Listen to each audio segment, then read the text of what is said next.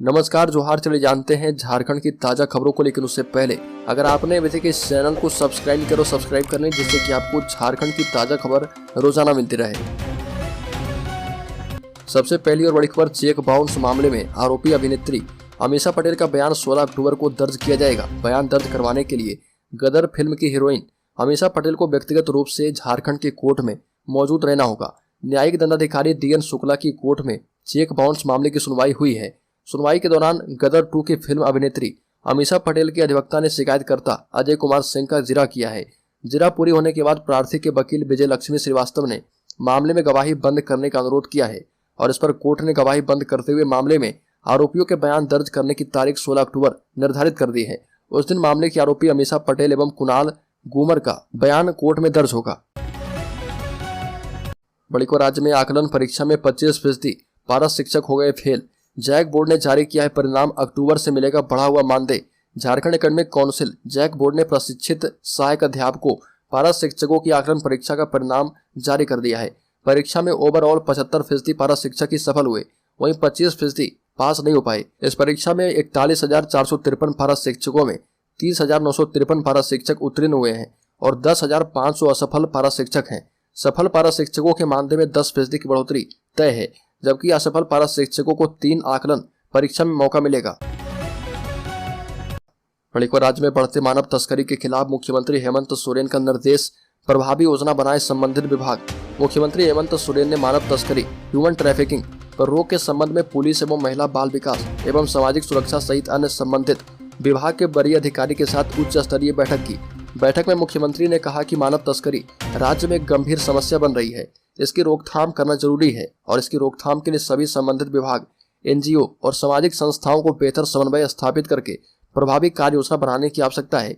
मुख्यमंत्री ने कहा कि मानव तस्करी जैसे संगठित अपराध में अनेक आपराधिक तत्व लिप्त रहते हैं और इनके धरपकड़ के साथ साथ आम जनता को भी इस दिशा में सजग और सावधान बनाने के लिए प्रभावी कदम उठाए जाएं। टी-शर्ट टॉफी घोटाले में हाईकोर्ट हुआ सख्त, 3 महीने के अंदर राज्य सरकार से मांगी है रिपोर्ट। झारखंड स्थापना दिवस वर्ष 2016 में 3.5 करोड़ के टी-शर्ट और टॉफी वितरण की गड़बड़ी के मामले में हाईकोर्ट ने सरकार से अब तक हुई जांच की रिपोर्ट मांगी है। चीफ जस्टिस संजय कुमार मिश्रा और जस्टिस राजेश शंकर की अदालत ने सरकार को 3 माह में शपथ पत्र के माध्यम से रिपोर्ट पेश करने का निर्देश दिया है। पंकज कुमार यादव की जनहित याचिका पर सुनवाई करते हुए कोर्ट ने यह निर्देश दिया है। सुनवाई के दौरान राज्य सरकार की ओर से बताया गया कि इस मामले की ACB से जांच अभी करवाई जा रही है और अभी प्रारंभिक जांच हो रही है। इस पर कोर्ट ने अब तक की जांच से अवगत करवाने का निर्देश दिया है। बोकारो में वित्तरहित स्कूल एवं इंटर कॉलेज के शिक्षकों ने की हड़ताल। अनुदान राशि बढ़ाकर 100 गुना करने की मांग एवं वित्तरहित शिक्षा नीति समाप्त करने के विरोध में शिक्षकों ने 29 सितंबर को 1 दिवसीय हड़ताल किया है। राज्य के सभी प्रस्वीकृत प्राप्त उच्च विद्यालय एवं इंटर महाविद्यालय को +2 हाई स्कूल में मर्ज करने का भी विरोध किया गया है। इस आंदोलन के तहत नवाडी प्रखंड के कैलाश स्मारक उच्च विद्यालय, हरलाडी एवं देवी महतो इंटर कॉलेज नवाडी के सभी शिक्षकेतर कर्मचारियों एवं शिक्षकों ने 1 दिवसीय शैक्षणिक हड़ताल किया है। मौके पर देवी महतो इंटर कॉलेज के प्राचार्य दिनेश प्रसाद ने कहा कि सरकार की मनमानी नहीं चलने दी जाएगी। आगामी 2 अक्टूबर को राज्य भर के सभी प्रस्वीकृत प्राप्त स्कूल कॉलेज के सभी शिक्षक राजभवन के सामने प्रोटेस्ट करेंगे। राज्य में 3 बार नोटिस का नहीं दिया गया जवाब, ब्लैक लिस्टेड होगी ऐसी एजेंसी। ग्रामीण कार्य विभाग को मिला था ठेका। जिला खनिज फाउंडेशन ट्रस्ट योजना के तहत नक्सल प्रभावित क्षेत्र तोपचाची प्रखंड के लक्ष्मीपुर जमुनिया नदी सड़क निर्माण कार्य समय पर पूर्ण नहीं करने पर ठेका एजेंसी को ब्लैक लिस्टेड किया जाएगा। 3 बार नोटिस दिए जाने के बाद भी एजेंसी की ओर से कोई जवाब नहीं दिया गया है। विभाग की ओर से ब्लैक लिस्टेड करने को लेकर मुख्यालय को पत्र दिया गया है। ग्रामीण कार्य विभाग के कार्यपालक अभियंता मनोज कुमार ने बताया कि मुख्यालय ने कार्य की फाइनल नापी करने का दिशा निर्देश दिया है और ये भी कहा कि अक्टूबर में फाइनल नापी विभाग की ओर से की जाएगी। कार्य पूरा करने की अंतिम तिथि 31 दिसंबर 2022 थी। राज्य में इंटर कॉलेजों का +2 स्कूलों में शिफ्टिंग के फैसले का विरोध हुआ शुरू। शैक्षणिक हड़ताल पर रहे कॉलेज के शिक्षक और शिक्षकेतर कर्मचारी। बगोदर गिरिडीह में झारखंड के इंटर कॉलेज की 11वीं 12वीं के छात्र छात्राओं का +2 स्कूलों में विलय करने के सरकार के फैसले का वित्तरहित शिक्षा संयुक्त संघर्ष मोर्चा ने विरोध किया है। इस फैसले के विरोध में बगोदर स्थित घाघरा इंटर साइंस कॉलेज के शिक्षक और शिक्षकेतर कर्मचारियों का शैक्षणिक हड़ताल रहा। फैसले के विरोध में सभी शिक्षक और शिक्षकेतर कर्मचारी कॉलेज के मुख्य द्वार पर हड़ताल पर बैठे रहे।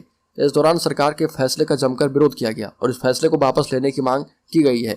इस दौरान सरकार के खिलाफ जमकर नारेबाजी हुई। कॉलेज के प्रभारी प्राचार्य बसीम अहमद ने कहा कि छोटे संस्थानों का विलय बड़े संस्थानों में होता आया है, मगर पहली बार ऐसा हो रहा कि बड़े संस्थानों का विलय छोटे संस्थानों में हो रहा। उन्होंने सरकारी स्तर पर प्रखंड क्षेत्र में संचालित +2 स्कूलों की व्यवस्था और अपने कॉलेज की व्यवस्था की तुलना करते हुए कहा कि घाघरा इंटर साइंस कॉलेज सुविधाओं से लैस है, जबकि +2 स्कूलों में सुविधाओं का घोर अभाव है। बड़ी खबर, झारखंड में रोड किनारे लगे ट्रक से चोरी कर रहे थे डीजल। ड्राइवर ने रोका तो पहले पीटा और फिर मार दी गोली। एक तो चोरी ऊपर से सीना चोरी। इस मुहावरे को आपने खूब सुना होगा। झारखंड में इस मुहावरे को चरितार्थ करते हुए कार सवार बेखौफ अपराधी सड़क किनारे खड़ी राजस्थान नंबर के ट्रक से डीजल की चोरी करने लगे। इस बीच ट्रक के अंदर सो रहे ड्राइवर सत्यनारायण प्रजापति की नींद खुल गई और ट्रक से उतरकर ड्राइवर ने डीजल चोरी कर रहे अपराधियों को रोका। इस पर बदमाशों ने पहले तो ड्राइवर को वहां से भागने को कहा, इसके बाद कार से रॉड निकालकर बेरहमी से उसकी पिटाई कर दी और इससे भी जब मन नहीं भरा तो उन लोगों ने ट्रक ड्राइवर सत्यनारायण प्रजापति को गोली मार दी। ड्राइवर राजस्थान के भिलवाड़ा जिला के शाहपुर के रहने वाले थे। बड़ी खबर, मानसून की बेरुखी झेल रहे किसानों के लिए राज्य सरकार लेगी बड़ा फैसला। कृषि मंत्री बादल पत्रलेख ने किसानों को दिया आश्वासन। कोडरमा पहुंचे कृषि मंत्री बादल पत्रलेख ने मानसून की बेरुखी पर चिंता जाहिर करते हुए कहा कि सरकार जल्द ही आपदा प्रबंधन की बैठक में किसानों के हित में फैसला करेगी। मानसून की बेरुखी से नुकसान झेल रहे राज्य के किसानों को राहत देने के लिए राज्य सरकार जल्दी बड़ा फैसला लेने वाली है। कोडरमा पहुंचे कृषि मंत्री बादल पत्रलेख ने किसानों को भरोसा दिया है और कहा कि राज्य सरकार पूरी स्थिति का आकलन करने में जुटी है। ये भी कहा कि झारखंड लगातार दूसरे साल सूखे की चपेट में है। ऐसे में किसानों को नुकसान से उबारने के लिए जल्द ही मुख्यमंत्री की अध्यक्षता में आपदा प्रबंधन की बैठक होने वाली है, जिसमें बड़े फैसले लिए जा सकते हैं। बड़ी खबर, रामगढ़ जिले में भैंस के द्वारा फसल खाए जाने के बाद एक ग्वाले को अमानवीय तरीके से प्रताड़ित किया जाना पूरे जिलों में चर्चा का विषय बना हुआ है। इसको लेकर इंद्रदेव ने एक प्राथमिकी रामगढ़ थाने में दर्ज करवाई है। उस प्राथमिकी के मुताबिक बाजार टाड़ निवासी अरुण महतो और उनके परिवार के 3 अन्य सदस्यों ने मिलकर यदुवंशी को बांधकर जान से मारने का प्रयास किया था। अब इस पूरे मामले की जांच रामगढ़ पुलिस कर रही है। इंद्रदेव यादव ने पुलिस को बताया कि 2 दिन पहले जब वो अपने खटाल पर मौजूद थे तभी अरुण महतो उनके खटाल पर आए और बोले कि उनका भैंस उसके खेत में घुसकर फसल बर्बाद कर चुका है। इंद्रदेव यादव ने कहा कि इस घटना के चलते अरुण महतो और उनके परिवार के 3 अन्य सदस्यों ने मिलकर उनके दुकान को बंद करवाने का प्रयास किया, लेकिन किसी तरह जब वो दुकान से बाहर निकले तो उन्हें खंबे में बांधकर उनका गला दबाकर हत्या करने की कोशिश की गई। बड़ी खबर, रामगढ़ में मुखिया संघ की बैठक। कहा कि जनप्रतिनिधियों की असमय मृत्यु पर मिले 1 करोड़ रुपए। पतरातू प्रखंड मुख्यालय में मुखिया संघ की बैठक हुई और इसकी अध्यक्षता मुखिया संघ के अध्यक्ष अभय सिंह ने, जबकि संचालन मुखिया संघ के सचिव मुखिया किशोर महतो ने किया। बैठक में मुख्य रूप से लबगा पंचायत की मुखिया हेमा कुमारी की असमय मृत्यु होने पर चर्चा की गई। मुखिया संघ ने कहा कि पतरातू प्रखंड में 2 मुखियाओं की असमय मृत्यु होने से पूरे प्रखंड के मुखिया दुखी हैं।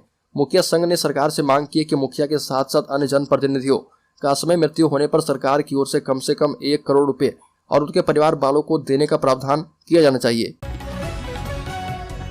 बड़ी खबर, सरना धर्म कोड को लेकर सियासत तेज। आजसू प्रमुख का सीएम पर निशाना। रांची में आजसू का महाधिवेशन चल रहा और इस पार्टी संविधान के तहत हर 5 साल पर आजसू के केंद्रीय अधिवेशन का आयोजन किया जाता है और इस अधिवेशन के जरिए पार्टी न सिर्फ अपनी ताकत का एहसास करवाना चाहती है बल्कि अपने कार्यकर्ताओं में आगामी चुनाव के पहले जोश भरने की कोशिश करती है।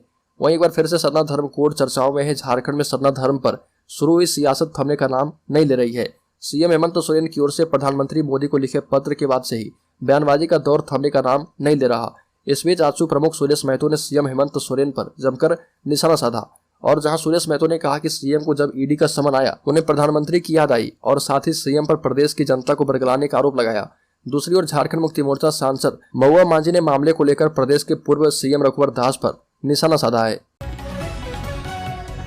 बड़ी खबर, झारखंड में वंदे भारत एक्सप्रेस के लिए बदल गया नियम। रेलवे के आदेश के मुताबिक वंदे भारत में करंट टिकट बुक करने से ट्रेन में मांसाहारी खाने की उम्मीद नहीं करना चाहिए, क्योंकि राज्य से ट्रेन के खुलते समय यात्रियों की संख्या के मुताबिक नाश्ता खाना का मेन्यू एवं सूची बन जाती है। ऐसे में सभी को मांसाहारी खाना परोसना संभव नहीं होगा। हालांकि ट्रेन में पहले टिकट बुक करने वालों को मांसाहारी और शाकाहारी खाने का विकल्प देगा। इधर दक्षिण पूर्व जोन ने सभी स्टेशन से बुक होने वाली टिकट की संख्या पर रिपोर्ट बनाने का आदेश दिया है ताकि यात्रियों के रुझान का पता चल पाए।